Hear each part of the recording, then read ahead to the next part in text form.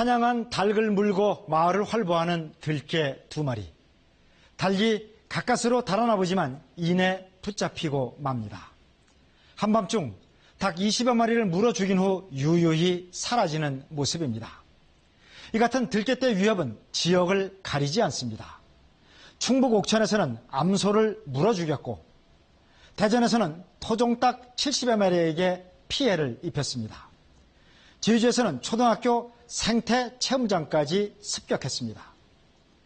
서울 도심 주택가는 물론 제주 한라산 산간 지역 등 서식 범위도 전국으로 확산하고 있습니다. 날로 커지고 있는 들개떼의 위협을 이규명 기자가 취재했습니다. 상처 입고 쓰러진 암소 한 마리. 체중이 250kg에 달하지만 들개떼의 습격을 피하지 못한 겁니다. 오후에 저녁 주러 왔는데 개가 저걸 뜯어먹다 막 도망가더라고. 내가 사람이 오니까 깜짝 놀라고 그냥 홀홀 떨려서 어디 전화도 못하고 그랬어. 닭과 염소 등 덩치가 작은 가축의 피해는 더욱 심합니다.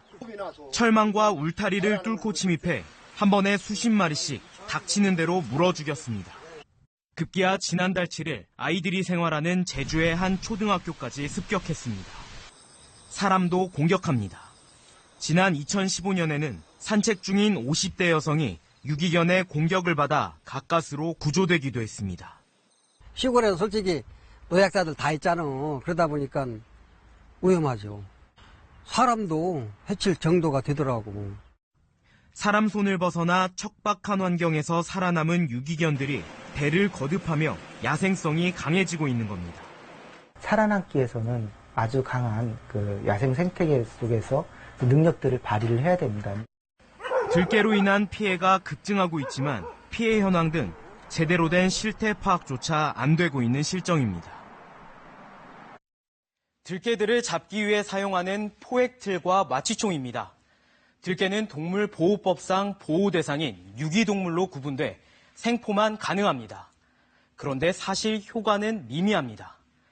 경계심이 많은 들개들이 포획틀에 접근하지 않을 뿐더러 마취총 등의 유효 사정거리도 짧기 때문입니다.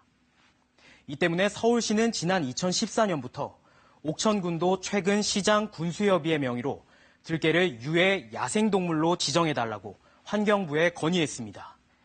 유해 야생동물로 지정된 멧돼지나 들고양이처럼 총기나 덫을 이용해 들개를 포획하거나 사살하게 해달라는 겁니다.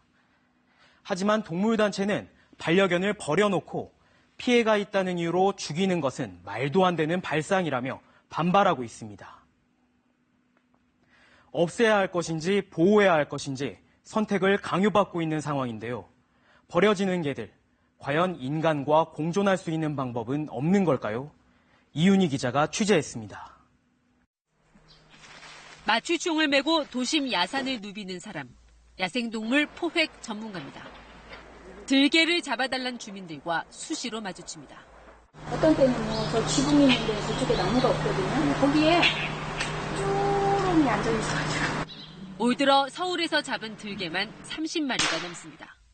재개발 지역 근처로다가 많아요. 사람들이 버리고 한 게 이 번식하고 자꾸 세대를 거치다 보니까 야생화되는 거죠. 이처럼 들개의 시작이 유기견인 만큼 이들을 보호하고 관리하는 역할이 어느 때보다 중요해졌습니다.